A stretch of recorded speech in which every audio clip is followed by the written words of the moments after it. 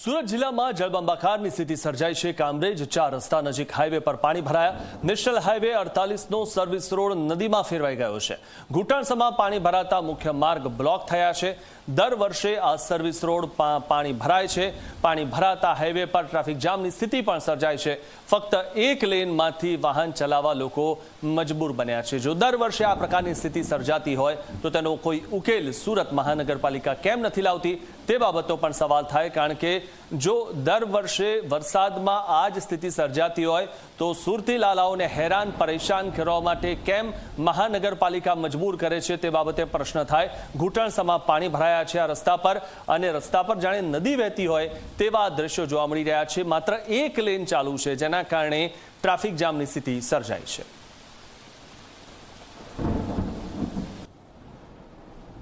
સુરત જિલ્લામાં જે રીતે ધોધમાર વરસાદ વરસી રહ્યો છે તેને લઈને ઠેર ઠેર જળબંબાકારની પરિસ્થિતિ સર્જાય છે।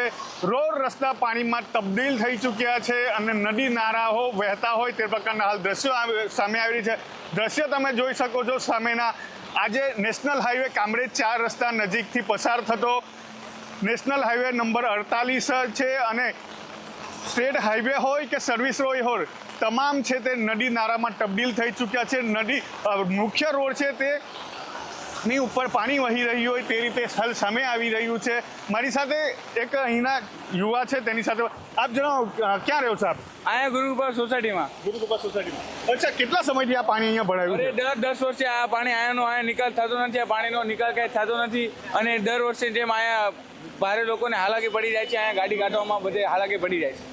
અચ્છા, અંદર કેટલી સોસાયટીઓ એમાં પણ પાણી છે? અંદર બી 2-3 સોસાયટી, ત્યાં અહીંયા કેરસમાં પાણી ભરાઈ જાય છે, ઘૂંટણસમાં પાણી ભરાઈ જાય છે। અચ્છા, અહીંયા લોકો રજૂઆત કરે છે ખરા, અહીંયા નેતાઓ કે અધિકારીઓ? ઘણી વખત રજૂઆત કરે છે, ઓલા બધા આવે છે, ચા પાણી પીને ચાલ્યા જાય છે, કાંઈ નિકાલ આવતા નથી। બરાબર। કેટલી દુકાનોમાં પણ પાણી ભરાય છે અહીંયા? દુકાનમાં પણ શટરમાં બી ઘણો માલ સામાનને પણ ઈજા થાય છે, અને એના લીધે પણ ઘણું નુકસાન થાય છે વેપારીઓને। અચ્છા, સ્કૂલોમાં બધી રજા છે આજે અહીંયા? આખા સુરત જિલ્લામાં રજા જ છે। આખા કામરેજ તાલુકામાં જેટલી સ્કૂલ છે, કોલેજ છે, બધામાં રજા જ છે આજે। ઘરોમાં પાણી ભરાય છે આ બાજુ અંદર સોસાયટીમાં? હા, એમાં બી ઘરમાં બી પાણી ભરાય છે। અહીંયા કેડસમાં પાણી કઈ સોસાયટીઓ આવી છે? અહીંયા ગુરુ આશીષ છે અને શિવમ સોસાયટી છે, ઘણા બધા અહીંયા, અને અમારા ગુરુકૃપામાં ત્યાં પણ આવી ઘૂંટણસમાં પાણી ભરાઈ જાય છે। જી ચોક્કસથી તો દ્રશ્યોમાં જે રીતે જોઈ શકાય છે કે હાલ સ્ટેટ હાઈવે હોય કે પછી સર્વિસ રોડ હોય, નદી તળાવની અંદર તબદીલ થઈ ચૂક્યા છે।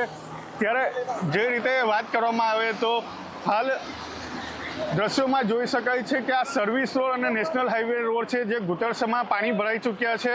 મહત્વનું છે કે લોકો પણ અંદર ખોટકાઈ રહ્યા છે, કારણ કે પાણી ભરાવાના કારણે રોડનો અંદાજ નથી આવતો, અને તેને જ લઈને લોકો હાલ આ પ્રકારે હાલાકીનો સામનો કરી રહ્યા છે।